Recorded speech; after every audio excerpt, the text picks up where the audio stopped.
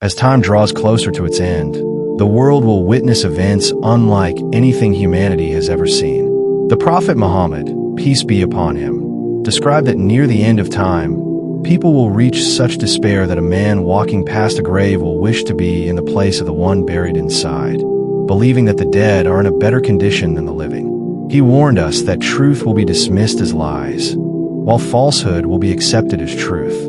Deceivers will gain trust, while honest voices will be silenced. Does this not reflect our world today, where people have endless hours for entertainment, but little time for the Quran? We spend hours scrolling, watching, and being distracted, yet when it comes to seeking real guidance, we claim we are too busy.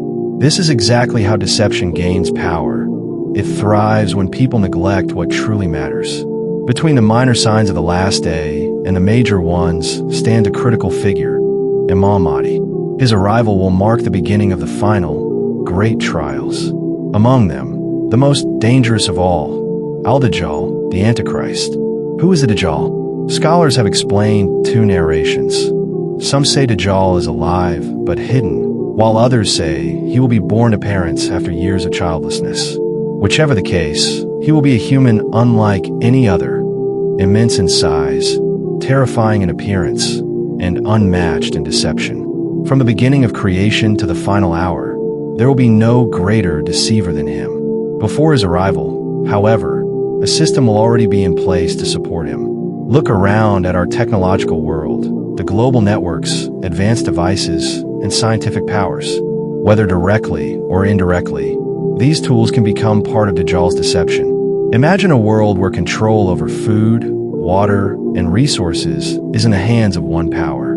Already there are systems designed to limit seeds, crops, and food production. If Dajjal controls this, he can starve entire nations and demand worship in return for survival. The companions once asked the Prophet, peace be upon him, how people could live without food during Dajjal's rule, since his reign will last a year and more. He replied that the believer's nourishment will come from the remembrance of Allah, words of praise, glorification, and faith. That spiritual strength will be the only shield against the trials ahead. His deception and powers. Dajjal's tricks will shock the world. He will perform feats that will convince many that he is divine. He will control the skies, bringing rain or drought at will. He will devastate lands, destroy crops, and grant resources only to those who follow him. His illusions will be powerful enough to make people believe the impossible. He will even claim the ability to bring the dead back to life. Imagine a man longing for his deceased parents. Dajjal will approach his grave, and suddenly two figures identical to his parents will appear, urging him to believe in Dajjal as a god. But they will not be his real parents. They will be devils in disguise. Among his most terrifying displays will be cutting a man in half before an audience, then joining the two halves back together as if nothing happened. He will travel the world rapidly, described as riding a massive creature, and he will be able to communicate in every language. His influence will spread across nations, and countless people, including scholars and ordinary believers, will fall for his lies.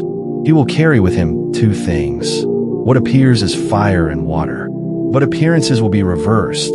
His fire will be cool water, and his water will be burning fire. Those who believe in the Prophet's warning will know that true safety lies in rejecting the illusion, even if it means walking into what looks like fire. The world under his trial. His rule will last 40 days, but those days will not be ordinary.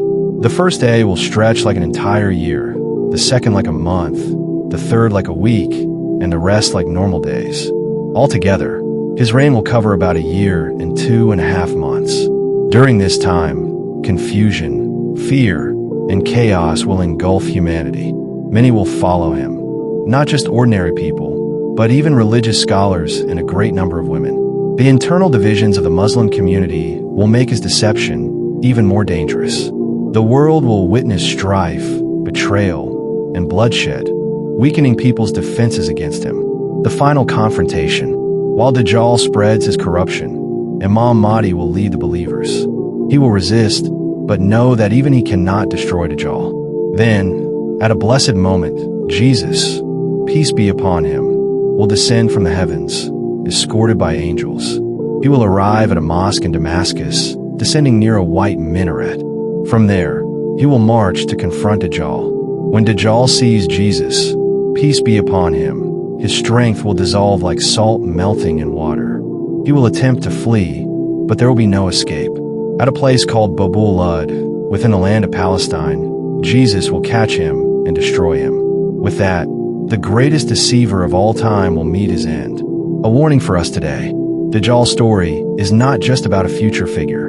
It is also about the system of deception already shaping our world. The distractions, the blind following, the replacement of truth with lies. Every time we ignore the Quran, every time we let entertainment control our lives, every time we are divided among ourselves, we are making it easier for deception to thrive. The Prophet, peace be upon him, gave us the key to survival. Hold firmly to faith, remember Allah often, avoid unnecessary conflicts, and seek refuge from this trial. Because when the time comes, the only protection will be faith, patience, and the mercy of Allah.